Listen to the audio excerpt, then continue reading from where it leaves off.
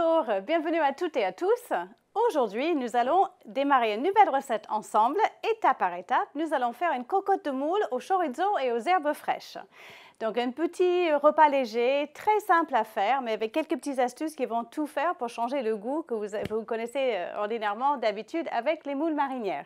Alors bienvenue à toutes et à tous. Alors pour ceux qui cuisinent avec moi en direct, soyez les bienvenus. Vous savez, vous êtes de plus en plus nombreux à préparer votre repas avec moi pour le soir ou pour le lendemain ensemble, donc ce qui est vraiment très très agréable parce que ça vous permet en fait d'avancer tout, d'avoir votre repas prêt quand tout le monde rentre. C'est quand même très très sympathique. Donc vous savez que vous avez la possibilité de poser vos questions en live via le chat directement. Et en fait, moi, je les reçois ici sur la tablette, comme si vous étiez dans la pièce avec moi.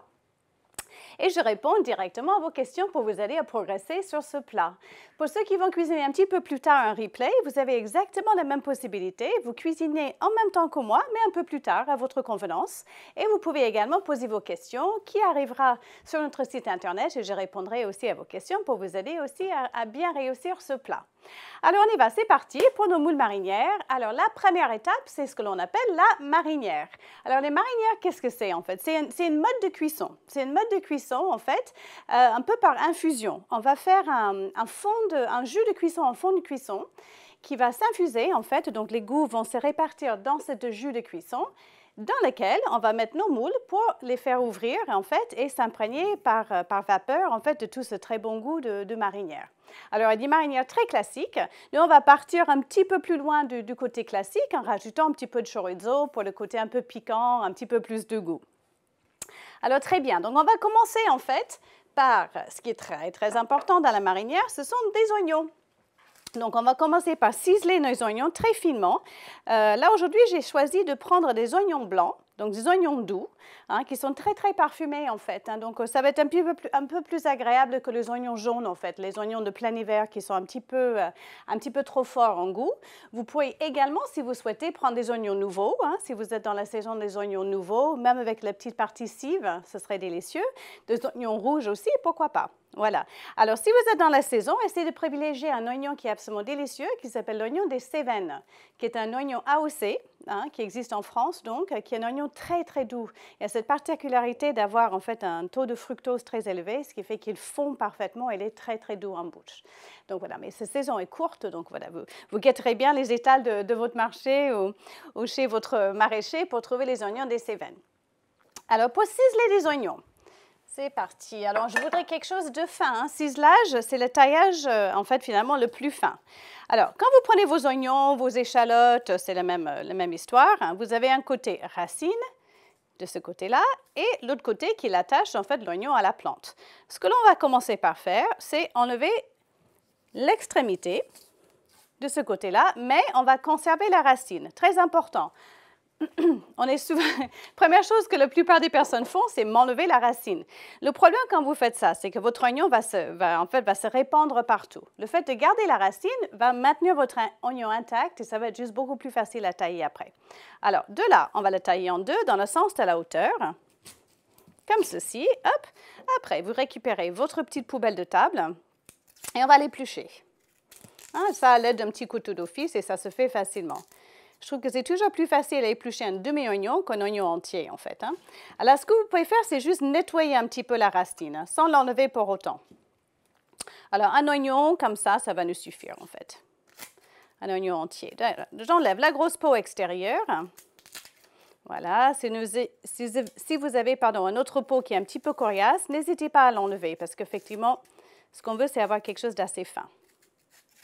Voilà. OK. Donc voilà, j'enlève tout l'extérieur, comme ceci, et je vais araser à nouveau ce petit bout de la racine, encore une fois, sans pour autant l'enlever. OK. Alors de là, hop, je vais prendre mon demi-oignon, et à l'aide de mon couteau d'office, je vais tirer des petits stries tout autour de mon oignon, en fait. En fait, en suivant la forme, et surtout, avant tout, sans dépasser la racine. Donc vous voyez, tout est maintenu. Comme ceci. Il faut des bons couteaux. Couteau bien affûté, bien aiguisé. Voilà, je vais faire l'autre aussi. Et voilà, donc en fait, ce geste, vous le faites vraiment sur une planche. Ne faites pas le découpe dans l'air. C'est très dangereux, ça. Et voilà, et vous rentrez vraiment votre couteau. Vous voyez, je rentre bien mon doigt, je rentre mon couteau il touche la planche et je tire.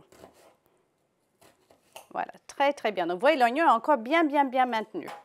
De là, hop, je vais prendre un couteau de chef, donc un couteau avec une lame un peu plus longue. Ça peut être le couteau de chef classique, ou alors, moi j'aime beaucoup ces petits couteaux céramiques. Je m'en sers beaucoup. Parce qu'en fait, il a une forme, bon, c'est plutôt une forme japonaise, et ça s'appelle un sontuko. Donc en fait, c'est une forme plate, et la lame est assez courte. En fait, c'est un couteau au Japon pour les femmes. Pour les femmes et pour couper des légumes. Donc c'est super facile et léger à utiliser.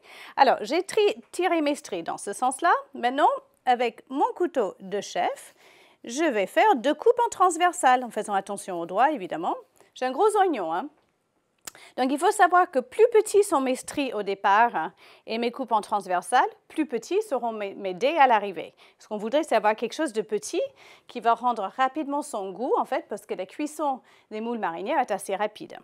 Alors, de là, je vais garder bien la pointe de mon couteau sur la planche, je relève, je plante la lame et je taille en poussant. Je rentre bien mes doigts.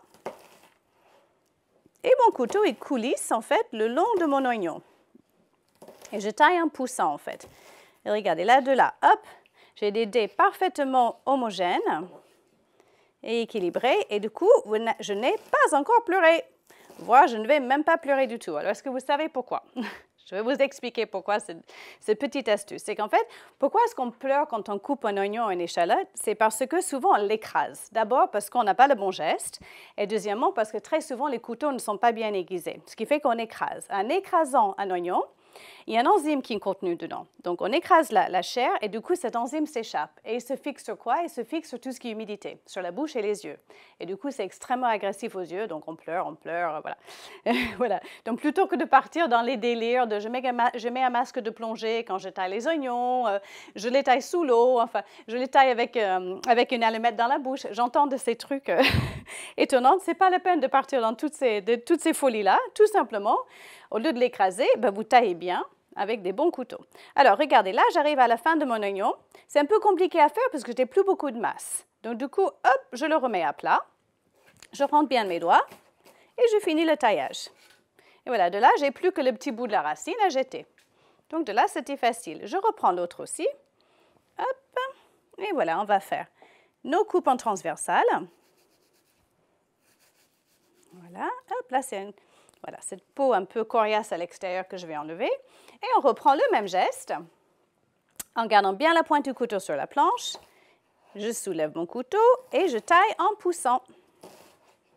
Et voilà. Alors, je le répète souvent, mais en fait, ce qui est d'abord important, c'est de maîtriser le geste et d'avoir un taillage régulier. La vitesse vient après. En fait, n'essayez pas d'aller trop vite au départ parce que, bon, d'une part, c'est un peu dangereux. Et aussi, vous allez avoir du mal à être régulier. Une fois que vous avez bien maîtrisé le geste, eh bien, voilà, ça va plus rapidement. Et voilà, pareil, j'ai plus que le petit bout que je jette, sans problème. Alors, je vais prendre juste un petit récipient, on peut récupérer mes oignons, comme ceci. Donc, un oignon, ça va suffire largement. Oignon doux, ça va donner beaucoup de goût, c'est parfait, ça. OK? Donc, les oignons, c'est bon. Alors, un autre élément très important de notre marinière, ce sont nos herbes. Voilà, en général, pour une marinière classique, ce serait que du persil plat. Là, aujourd'hui, j'ai envie de prendre 2 herbes, persil plat et coriandre. Alors, ce que l'on va faire, tout simplement, c'est que je vais enlever les tiges. Alors, je vais pas me casser la tête, hein, regardez. Les tiges, je les enlève comme ça. Et je pose les feuilles d'un côté. Et pareil pour le coriandre. Alors, parce qu'en fait, ces tiges, souvent, je suis sûre que vous, à la maison, vous les jetez. Vous ne faites rien avec. Grosse erreur. Les tiges ont beaucoup de goût, en fait. On ne va pas les utiliser pour des sauces, on ne va pas les manger parce que c'est quand même très fibreux. Par contre, ils vont diffuser un saveur très prononcé, presque plus même que les feuilles. Donc moi, en fait, on va se servir beaucoup de nos tiges aujourd'hui. Donc, je vais prendre la moitié de mes tiges de coriandre, la moitié de mes tiges de persil. Hop, les autres, je pourrais les congeler, hein. Je mets dans un petit sac congélation. Et je les garderai pour un autre moment quand j'ai envie de faire un bouillon, quand j'ai envie de faire une petite sauce qui va passer ensuite au chinois. Alors de là, je vais récupérer encore mon couteau et je vais les tailler juste grossièrement. Voilà, donc effectivement, je garde bien le couteau la pointe du couteau sur ma planche, je relève le couteau et je taille en poussant. Je rentre bien mes doigts. Donc le couteau essuie les phalanges, donc vous ne pouvez pas vous couper. C'est impossible, soi-disant. En tout cas, c'est moins facile de se couper, on va dire. C'est un petit peu plus sûr comme mouvement. Voilà. Donc là, j'ai tout ça. Ça sent incroyablement bon. Dès qu'on taille comme ça, mais qu'est-ce que ça sent bon. Donc je récupère mes oignons de la marinière, mes petites tiges. D'accord? Alors, et toutes les feuilles, évidemment, on les garde. Hein. Tout à l'heure, on va les effeuiller pour avoir plein d'herbes fraîches que l'on mettra ensuite dans nos moules. Donc là, je les mets de côté pour le moment. Voilà. OK, l'autre élément important pour la marinière, c'est du céleri branche. Hop. Alors, j'aime beaucoup le céleri branche. Ce qu'on va faire, c'est qu'on va prendre, vous savez, des petites feuilles très tendres à l'intérieur. Enfin, les branches, les tiges et les petites branches. Parce que tout ça, c'est très tendre et en fait, effectivement, ça va tomber dans la marinière, mais en fait, on va même les déguster un petit peu avec les moules. Donc, je préfère prendre les petites feuilles très tendres. On va passer sous l'eau, même s'ils ne sont pas très sales parce qu'ils sont à l'intérieur de la botte.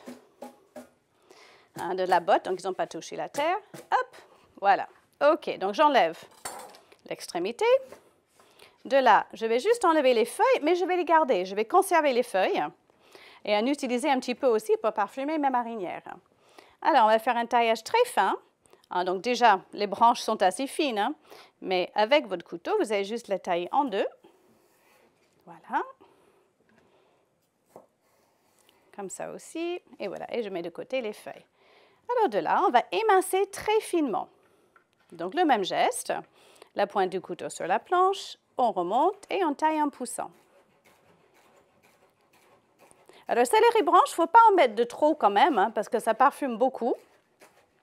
Ça peut un peu emporter le goût, j'ai envie de dire. Voilà, mais ça va apporter un petit peu de croquant et surtout beaucoup de parfum, beaucoup de fraîcheur en fait. Donc voilà, là, ça va suffire largement, les deux petites branches, ça va suffire. Voilà, hop.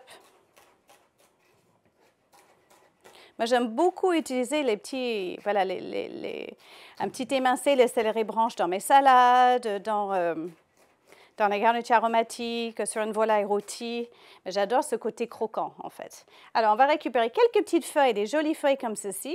On va mettre même quelques-unes de côté qu'on utilisera peut-être pour le dressage, parce que je les trouve tellement jolies. Hop, ça, on va les mettre de côté. Et de là, celles-ci, ces feuilles-là, on va juste les ciseler. On va les ciseler finement, comme on ferait pour des herbes fraîches. Alors, quand vous voulez ciseler des herbes ou des feuilles comme ceci, en chiffonnade, vous les récupérez, vous allez bien les empiler, et ensuite, hop, on va juste pousser le céleri pour l'instant, vous les roulez bien serrés, comme ceci. Hop, faites comme un petit tas avec, j'ai envie de dire, comme un petit rouleau. Alors, du coup, vous avez un peu de masse sous les doigts. Donc, hop, du coup, je les ai bien en main. Je récupère mon couteau et ce même geste d'émincer. Voilà, superbe. OK. Maintenant, le céleri et les feuilles vont également aller avec nos petits légumes, petite garniture aromatique. OK. Parfait. De là, je vais prendre également juste une petite feuille de laurier. Mais une petite, hein. Le laurier, effectivement, emporte beaucoup le goût. Donc, il faut vraiment l'utiliser avec parcimonie. Une comme ça va suffire largement. OK, là, c'est absolument parfait. Et même, j'ai envie de faire autre chose. Là, j'ai un joli morceau de chorizo. Un chorizo, donc, c'est typiquement espagnol. C'est quelque chose qu'on consomme beaucoup au Pays Basque. Et c'est au piment, en fait. Voilà, c'est un saucisson au piment. Là, je vais enlever la peau extérieure. Très bien. Alors, ce que j'ai envie de faire, c'est juste prendre une petite tranche ou deux. Encore une fois, c'est un petit truc en plus. Ce n'est pas du tout obligatoire. Mais effectivement, quand on va chauffer le chorizo, ça va donner encore plus de goût. Donc, regardez, là, je prends juste grossièrement deux petites tranches. Le reste, je le mets de côté pour tout à l'heure. Et en fait, je vais les tailler grossièrement et je vais mettre ça également dans ma marinière. Parce que là, du coup, ça va donner encore plus de goût. Hop. OK. Donc là, du coup, juste des tranches. Et ensuite, on va les tailler un petit dé. Voilà, parfait. Alors maintenant que j'ai tous mes petits éléments de la marinière, on va commencer à le chauffer. OK. Voilà, parfait. Bien. Alors là, j'ai une grande cocotte. Hop. Ah, c'est bien une bonne cocotte en fonte parce que du coup, le fond est épais et on a une très bonne répartition de la chaleur. Donc, je vais mettre à chauffer. Voilà, très bien. Un petit filet d'huile d'olive ou une huile neutre si vous préférez. Vous pouvez mettre de l'huile d'arachide. Vous pouvez même mettre un petit mélange d'huile et de beurre si vous préférez. Là, on est sur le chorizo, on est sur les côtés, sur les choses un petit peu fortes en goût. Donc, je pense que l'huile d'olive, ça va très bien avec, en fait. C'est assez raccord avec ce qu'on est en train de faire. Avec nos moules un peu à l'espagnol, malgré tout. Hein. Chorizo, des herbes bien parfumées. Superbe. Donc, on va commencer à chauffer légèrement notre huile. Mais je peux déjà rajouter tous mes éléments en fait pour la marinière. Je ne suis pas obligée de préchauffer l'huile en avance parce qu'on n'est pas sur une friture en fait. Hein. Ce que je voudrais faire, c'est juste faire bien suer tous mes petits éléments. OK. Voilà, on va mélanger. Ah, c'est joli déjà. Ah, déjà, en fait, dès que le chorizo touche un peu la source de la chaleur, tout d'un coup, il dégage cette odeur absolument fabuleuse. Donc ça, c'est le début de notre marinière. Effectivement, je voudrais faire suer. Alors, ça veut dire quoi, en fait, faire suer les légumes? C'est un terme qu'on voit souvent dans les recettes. Tout simplement, le fait de les mettre sur une source de chaleur va les faire rendre leur eau de végétation. Donc, en fait, du coup, ils vont un peu transpirer. Ils vont devenir légèrement translucides. C'est ce que l'on appelle suer. C'est important, en fait, parce que du coup, ils vont rendre leur goût. En fait, ils ne vont pas rendre le goût, ils vont donner le goût. Ils vont donner le goût. Il faut chauffer un petit peu. Voilà, là, j'ai baissé un petit peu mon feu, parce que c'était un peu fort. Voilà. Jusqu'à ce qu'ils deviennent légèrement translucides. Alors, à ce stade-là, je ne vais pas du tout assaisonner. Je ne vais pas du tout mettre du sel, pour deux raisons. D'abord parce que j'ai le chorizo qui est un tout petit peu salé déjà, et après les moules. Et les moules, évidemment, sont très salés. Les moules vont rendre leur eau de mer, en fait, et ça va être très salé. Bien. Alors, on va laisser ça juste tranquillement continuer à suer, à transpirer. Je vais répondre à une question. Léa, quel récipient peut-on utiliser si on n'a pas de cocotte en fonte? Juste une grande casserole, hein, Léa, ça suffit. Hein. En grande casserole, une marmite, on fait tout. Ça ira très bien. Hein. Il faut juste qu'il soit un peu, avec un fond un peu épais, c'est mieux. Mais il n'y a aucun souci. Pas de poêle, en fait, parce qu'il faut quand même un peu d'épaisseur, parce que les moules, vous allez voir, vont rendre beaucoup d'eau. Donc, on aura pas mal d'eau dans le fond. OK. Voilà, là, j'aime bien l'aspect. Voilà, qui commence à bien rendre leur eau de végétation. Alors, ça, c'est parfait. Donc, du coup, je vais monter un peu la température. Et ce que je vais faire maintenant, c'est légèrement, contrairement à tout ce que vous pouvez voir dans d'autres recettes, je vais maintenant ajouter le vin blanc. Voilà. Alors souvent, très souvent pour les marinières, on va vous dire de mettre les moules, mettre le vin blanc et couvrir. Alors, c'est une méthode de cuisson, un mode de cuisson que j'ai appris moi en école, en fait, à l'école Ferrandi. Donc, je les salue au passage. Merci, chef. Parce qu'effectivement, ça a beaucoup de logique, en fait. On va créer cette base marinière qui va être très parfumée. Ensuite, on va mettre les moules. Alors, du coup, les moules, ils vont prendre tout ce goût. Si on met les moules et puis le vin et puis on couvre et on cuit ça en 5 minutes, ben, ils n'ont pas le temps, en fait, de développer tout le goût. Malgré tout, la cuisine, c'est toujours une histoire de goût, quoi. On cherche toujours le goût. Alors, je déglace avec un peu de vin blanc sec. Hein, vous prenez un vin ordinaire, hein, ce n'est pas obligé d'être un grand cru.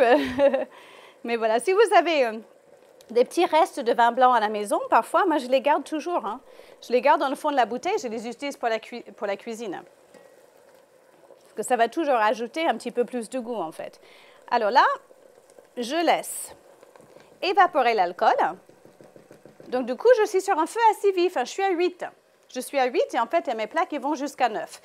Parce que ce qui est important maintenant, c'est de faire évaporer l'alcool. Alors, comment savoir si l'alcool est évaporé ou pas? Vous mettez le nez dessus. Effectivement, ça sent très bon. Quand ça ne pique plus au nez, eh bien, là, c'est plus du tout, il n'y a plus d'alcool, en fait. Ce qu'on veut, c'est juste avoir la petite pointe d'acidité du vin blanc et pas l'alcool. OK.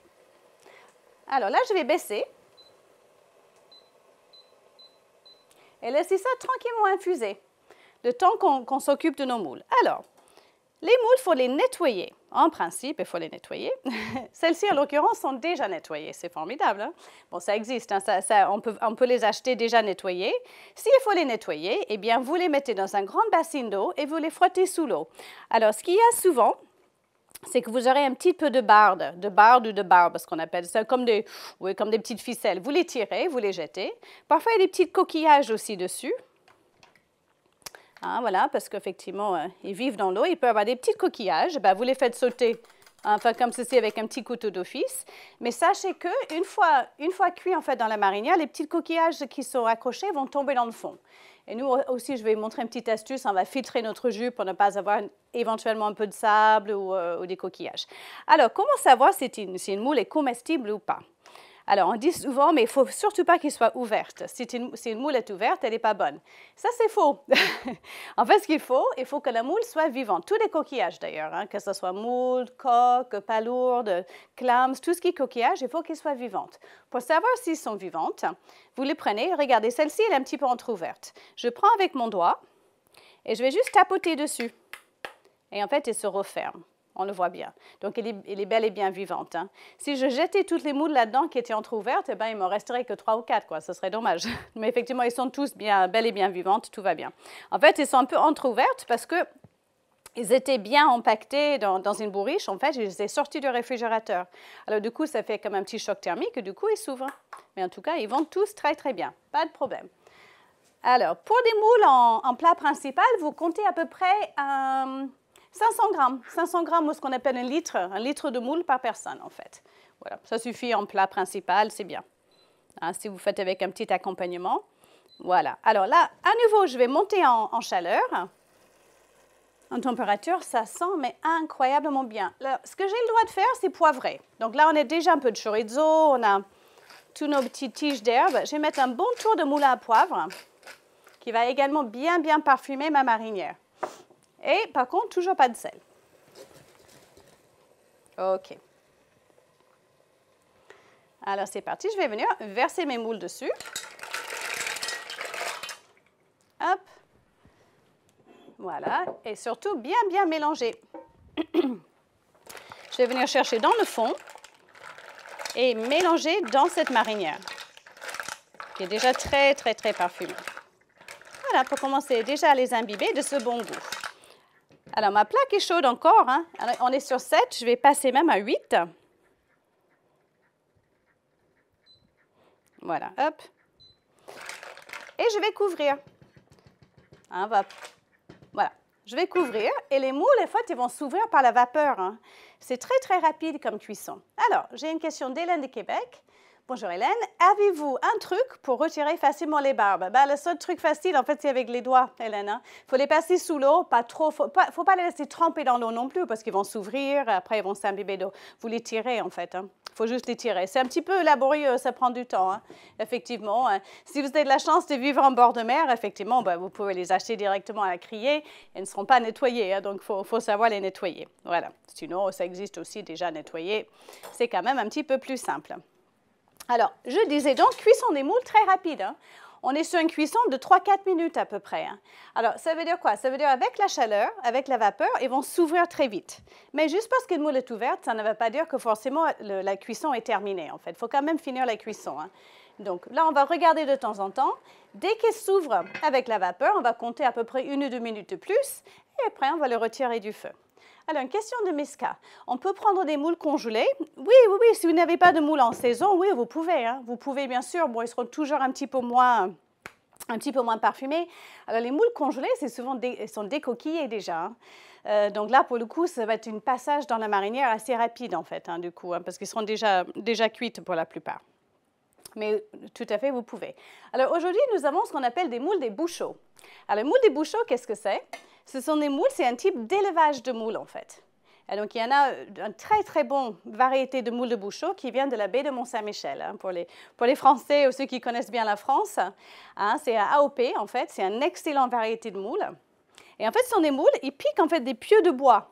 dans la mer, hein, dans la baie en fait. Donc ils sont brassés tout le temps. Ils mettent les petits essaims sur ces pieux au printemps, au début du printemps. Les essaims sont posés, ils poussent et en fait ils se nourrissent en fait du plancton, ils se nourrissent de toute cette eau de mer qui rentre et qui sort. Et ils poussent pendant entre 16 et 18 mois, ça met presque 1 an et demi. Hein, minimum 16 mois.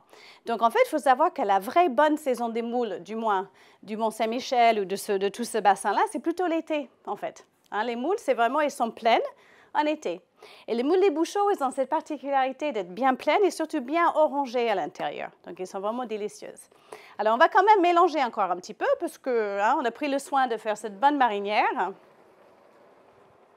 Et donc, du coup, j'ai envie que les moules... Ah là là, s'imprègne de tout ce goût. Ça sent très, très bon. Alors, il commence déjà à s'ouvrir. Voilà, très bien. Voilà, donc on va la laisser encore un tout petit peu. Là, on est sur encore 1 ou 2 minutes de plus, c'est tout. Hein. C'est vraiment très rapide. Alors, je vais en profiter pour m'occuper des herbes, vous aussi, en même temps, j'espère. Donc, on va prendre un peu de coriandre, quelques brins de coriandre et un petit peu de persil plat. Alors aujourd'hui, j'ai choisi ces 2 herbes-là. Vous pouvez prendre d'autres herbes, hein, sans problème. Hein. Vous pouvez prendre également de la ciboulette, c'est très bonne aussi, cerfeuil, estragon, pourquoi pas. Ça peut être délicieux aussi, basilic, mais dans ce cas-là, peut-être que du basilic. Voilà, et là, on va les effeuiller. Effeuiller, comme son nom l'indique, très simple, on tire les feuilles. Voilà, hop, on tire les feuilles. J'ai des tiges que je vais garder hein, pour une autre utilisation. Voilà, que je congèlerai ou je mettrai à infuser dans un bouillon. Voilà. Hein, ça, c'est un petit travail assez calme, j'ai envie de dire, effeuiller les herbes. Je me souviens de mes premières expériences dans les restaurants. C'était le travail du commis du matin et effectivement, m'a donné un énorme bac d'herbes à effeuiller et j'avais juste envie de m'endormir dessus, hein, mais il ne fallait pas. Voilà, hop, on effeuille les herbes. Voilà, après, on les effeuille, on les lave. Celles-ci sont déjà lavées. Vous pouvez à la maison les effeuiller et moi je les mets en fait dans mon essoreuse à salade. Donc vous les trempez bien dedans et vous les faites bien essorer. Et du coup, ils vont conserver un petit peu. Hein, les herbes fraîches, comme son nom l'indique, c'est frais. En fait, ça se mange frais. Hein. C'est difficile de conserver longtemps les herbes fraîches. Persil, ça va tenir un petit peu. Basilic, pas du tout. Basilic, dès que vous le lavez, hop, il faut le consommer parce que ça ne se garde pas beaucoup. OK, voilà, donc on a un joli mélange d'herbes bien fraîches. Hop, revenons à nos moules.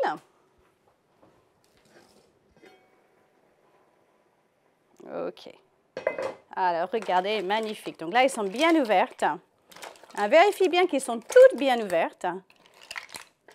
Une jolie couleur orangée. Et là, c'est très, très bien. Donc là, effectivement, on était sur quelques minutes de cuisson seulement. La marinière sent très, très bon. Et là, du coup, je vais juste couvrir, les retirer du feu. Et ils vont continuer tranquillement de s'ouvrir à la vapeur. Mais pas de surcuisson des moules. Là, honnêtement, je vais laisser ça 2 minutes de plus, le temps qu'on finisse la suite. Alors, question de Patoun. Peut-on faire sauter des moules plutôt que de les remuer? Ma coque est un peu lourde. Patoun, j'aurais du mal à le faire. Si vous y arrivez, sans problème. Si vous avez une cocotte plus légère, oui. Comme ça, du coup, ils seront bien mélangés hein, et bien imbibés, en fait, de tout le goût. OK. Quelques herbes de plus. Ouais, ça, c'est parfait. OK. OK, et le reste, je mets de côté, effectivement, pour une autre utilisation. Alors, on va les ciseler finement, un peu comme on a fait avec nos feuilles de céleri tout à l'heure. Hein. Quand vous avez plusieurs herbes à ciseler, surtout à petites feuilles, eh bien, vous les attrapez bien, vous les roulez bien serrés. Hein, vous faites vraiment comme un petit paquet rigide avec. Et du coup, à nouveau, hop, on attrape le couteau et on glisse la lame dessus. Alors, ce qui est très important, c'est de glisser la lame qu'une seule fois. Hein, si vous faites des allers-retours avec, eh bien, ils vont s'oxyder très, très vite. Hein. C'est pour ça que la meilleure façon de ciseler les herbes fraîches, c'est au couteau, en fait. Hein. Tout ce qui est mini-hachoir à herbes, etc., ça n'a pas beaucoup de sens parce que finalement, la lame passe plusieurs fois dessus et effectivement, il s'oxyde. OK. Alors, si jamais vous voulez avoir quelque chose d'un petit peu plus fin, bon, allez, exceptionnellement, hein, on peut repasser dessus en gardant la pointe du couteau bien sur la planche. OK, ça c'est parfait. Donc ça va être juste pour la fin en fait. Hein, pour assaisonner nos moules juste à la fin, eh bien, on va les mettre nos herbes fraîches. OK. Ça, vous le connaissez, mon petit ustensile fétiche, ma corne, qu'on utilise beaucoup en pâtisserie. Je ne peux plus m'en passer. Je l'utilise pour ramasser tous les herbes, les petits légumes découpés. Enfin, voilà. Super pratique. Et maintenant, passons au chorizo. Donc, voilà. Là, je vais récupérer mon superbe chorizo. C'est un chorizo mi-fort, en fait. Et il y en a qui sont très, très forts. Hein. Là, pour le coup, bon, trop pimenté. J'ai peur que ça emporte trop sur les moules. Donc, moi, je prends entre deux, en fait. Voilà, donc on va couper des tranches. Quelques tranches fines, comme ceci. Hop. Voilà, on va aller 3. Ah, parfait.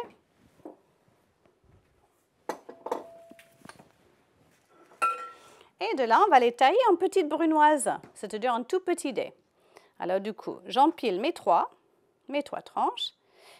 Et je vais couper en lamelles, comme ceci. Alors, ils glissent un peu, donc il faut bien les tenir avec les doigts. Alors, le marque d'un bon chorizo, c'est vraiment le fait de voir beaucoup de viande, en fait. Il ne faut pas qu'il y ait trop de gras. Il faut toujours un petit peu de gras pour le goût, mais si vous avez beaucoup trop de blanc, effectivement, ce n'est pas un bon chorizo. Il faut ce côté bien rouge avec de la viande aussi. C'est ça ce qui va donner le goût. Bien, alors je récupère tous mes petits lamelles de chorizo que je vais venir tailler donc maintenant en petits cubes. Là, vous vous servez du milieu de la lame en tirant, voilà, juste pour tailler vos petits brunoises, enfin vos petits cubes de chorizo qu'on va rajouter nous maintenant juste en fin de cuisson. Donc il y avait une partie, vous voyez, qui a parfumé donc la marinière et il y a une partie qui va être consommée avec les moules. OK, parfait. Ouais, superbe. OK, et je vous disais tout à l'heure qu'un bon moyen d'être sûr que vous n'avez pas de petits crabes, ou alors, d'ailleurs, on n'a pas parlé des crabes, tiens, d'être sûr que vous n'avez pas de petits coquillages ou de sable ou rien dans votre marinière, ou de crabes. Hein, donc, vous savez que l'avantage des moules de Bouchot, c'est qu'il n'y a pas de crabes. C'est-à-dire, les moules, ils montent sur des petits pieux. Et du coup, s'il y a des petits crabes qui viennent manger les moules, bien, ils sont brassés et repartent, en fait. Donc, c'est quand même très, très pratique. Alors, donc, en fait, ce qu'on va faire, on va les filtrer. Ah, superbe. Ah, ça sent très, très, très, très bon. Alors, du coup, on va filtrer les moules. OK, donc je vais venir là. Et surtout, je mets un petit bol en dessous. Je veux récupérer le jus. Je voudrais absolument récupérer tout le jus de cuisson, en fait. Toute cette bonne marinière. Hop, je vais prendre un plus grand, ce serait plus facile. Donc ça, je le pose directement dans mon évier, hein, c'est encore plus simple. OK. Et je vais filtrer mon jus. Alors, ce n'est pas indispensable hein, du tout. Hein. Là, c'est surtout juste pour être sûr qu'on a quelque chose de bien limpide. Et ça me permet aussi, au niveau du dressage, en fait, de dresser un peu de jus dans le fond. Ouais, super. OK. Les petits rescapés. Et cette marinière. Ah, cette marinière parfumée, mais tellement parfumée. Alors, c'est parfait. Alors, vous savez, c'est vraiment un plat vraiment familial. Donc, il y a plusieurs moyens de le servir, en fait. On peut le prendre et mettre la cocotte directement sur la table avec une grande assiette de frites bien croustillantes et tout le monde y va, ça c'est superbe. Ou sinon, on peut faire un dressage un petit peu plus raffiné aussi, pourquoi pas. Donc là, on va récupérer une jolie assiette creuse. Hop. De là, je vais mettre un petit peu de marinière dans le fond. Voilà. OK.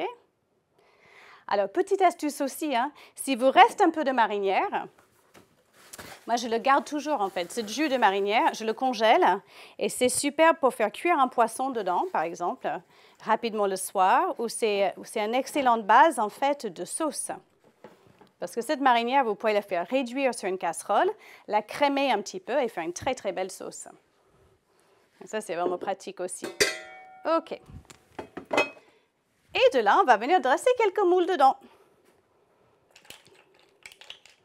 Ouais, superbe. Ils sentent tellement bon. On va être bien généreux parce que ça, c'est vraiment... j'adore ce plat. Hein. Alors vraiment, parce que bon, à la fois, c'est économique, tout le monde aime. C'est délicieux, surtout avec cette marinière extrêmement parfumée. Donc, je pioche bien dans le fond pour récupérer un peu de chorizo. Voilà, tous ces bons parfums. Voilà, parfait. Regardez nos moules. Voilà, celle-là, une belle, une grande. Hop, bien orangée. Hein, typiquement caricature même de moule des Bouchots. De là, on va venir mettre un peu de chorizo dessus. Voilà, superbe. OK, pour donner juste le petit côté peps. Et on va finir enfin avec un petit peu d'herbe fraîche, petit mélange d'herbe fraîche, petite brassée d'herbe sur le dessus. OK. Et après, on va même finir avec un petit tour de moulin à poivre. Et voilà, sans oublier, évidemment, la cuillère. OK. Ouais, c'est parfait. Écoutez, merci beaucoup. Hein. Donc, c'est terminé pour aujourd'hui. Hein. Nos moules au chorizo et aux herbes fraîches, c'est terminé. C'était rapide. C'est très, très facile à faire et c'est absolument délicieux. Donc, merci beaucoup d'avoir cuisiné ces bonnes moules avec moi.